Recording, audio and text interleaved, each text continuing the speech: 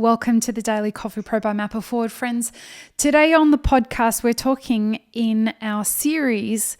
This is the last in a series of 5 podcasts about the future of the coffee industry. In this episode, we're talking about creating a coffee career that stands the test of time. This is particularly important right now as we're seeing a workforce that is out of work and considering that businesses are looking at going back after the first wave of a pandemic and considering how they do that, only being able to operate their businesses at about 20% capacity, 50% on the high end. So I wanted to talk to people who are professionals in the industry and talk about how you can create a career that stands the test of time, no matter whether that includes a pandemic or riots or protests or whatever they are. So how do we create a future in the industry that keeps you in a job no matter what you're doing? Or no matter what's happening around you. And that's going to be super important moving forward in the history of our industry. Right now, the way that things are set up, as we've said in previous episodes, the veil is being lifted. And we're starting to see that people will no longer accept, particularly in the specialty coffee world, people are no longer willing to accept minimum wage as a viable option. And they're trying to find ways to mitigate having to buy into that system. I'm not sure that any real headway has been built into that. Legislation is the best way to make sure that people are getting paid a livable wage, but the livable wage, the legislation talks about minimum wage, and in most cities, I know here in San Diego, $13 an hour is the minimum wage as of January 2020, and it's just really not a livable wage here if you want to live above the poverty line. So how do we look at creating a career that isn't dependent on minimum wage? How do we create a career where you are able to pivot? You are able to pivot no matter what happens, no matter what challenges are brought up ahead of you. And that's the kind of foresight that you need to have as a professional now in pretty much any industry. But I'm in the coffee industry and I'm here to present you with ideas about how you can start thinking about this today so that you can start formulating a career amongst a whole sea of other coffee professionals that are going to be faced with the same challenges as you, and that you can start considering how you can get ahead of that now. Something that I think, and forgive my assumptions here, but something that I have witnessed a lot in our industry is that people come into our industry to become coffee employees, baristas, roasters, mostly because of the romance associated with what that looks like. They assume that it's all about socializing and community and drinking coffee all day and being this mad scientist and a whole bunch of things like that. And there are people who fall into it because it's super easy to get into and it's a job that gets you to the real job that you want to have. The fact that those two things coexist, that this is a career that is a transitionary job, and it's also a career that you can have, it's a job where you can have a career in, that's where the challenge should be obvious to all of us. Careers shouldn't be forged in jobs that have a super low barrier to entry. And so I would encourage you to elevate your own barrier to entry. And what I mean by that is don't go and work for people who don't have an elevated expectation of their employees. If you're working for just the average Joe Schmo coffee shop that isn't expecting more from you, then that should signal to you that this is going to get boring really quickly. This is dead end. You are not going to be pushed and elevated to learn more and to grow. That should be a red flag for you, that if their barrier to entry is low, they'll take anybody.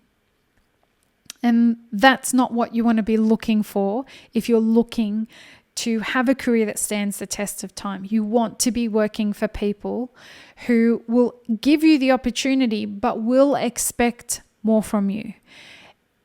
And the other part to that is, are they prepared to compensate you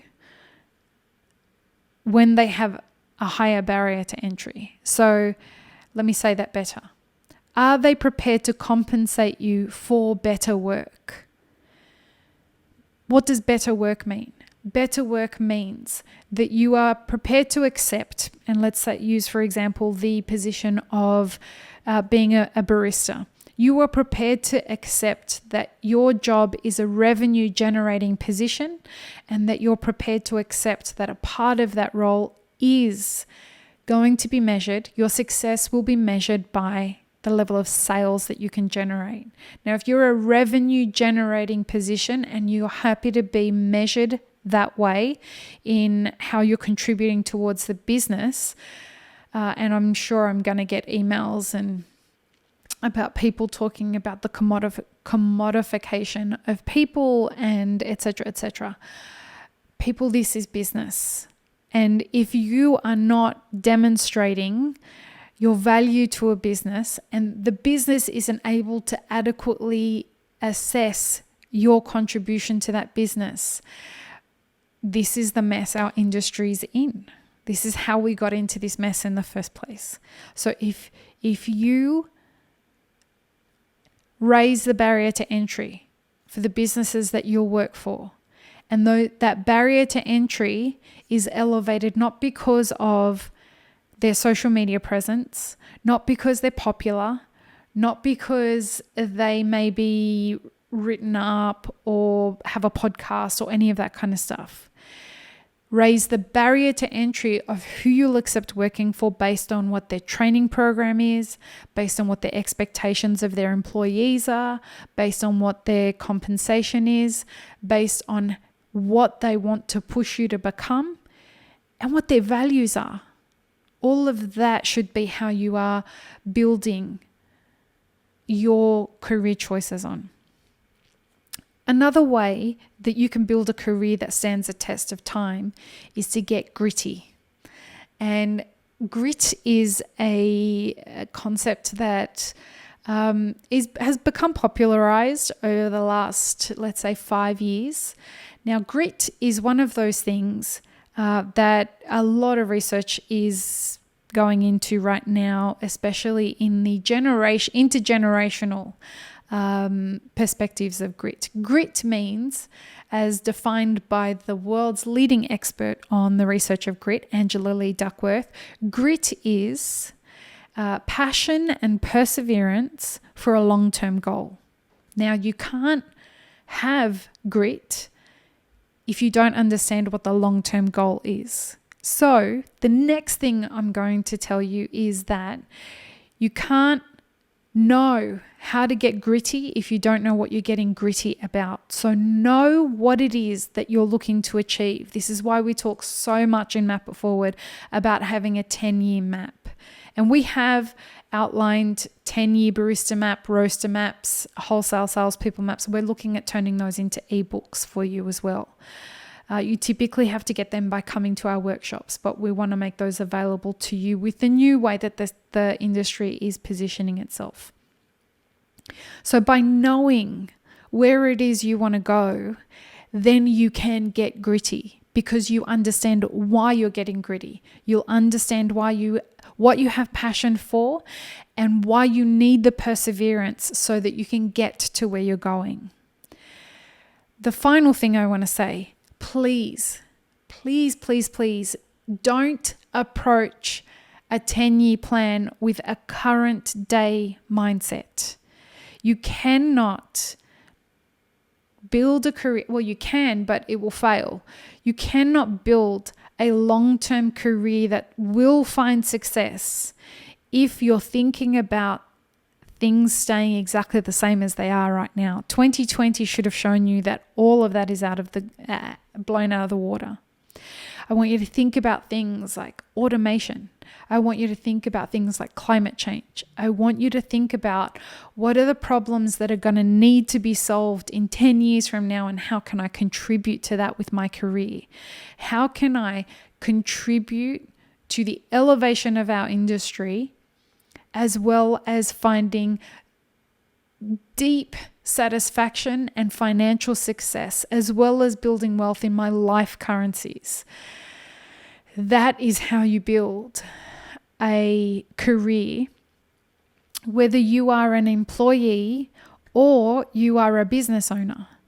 That is how you build a career that stands the test of time. And it's an important thing for us to focus on. I hope that's been really helpful. If you have any questions, feel free to pop them in the comments. And please don't forget to subscribe to our channel. Peace, love, and peanut butter, friends. Have an amazing rest of your day.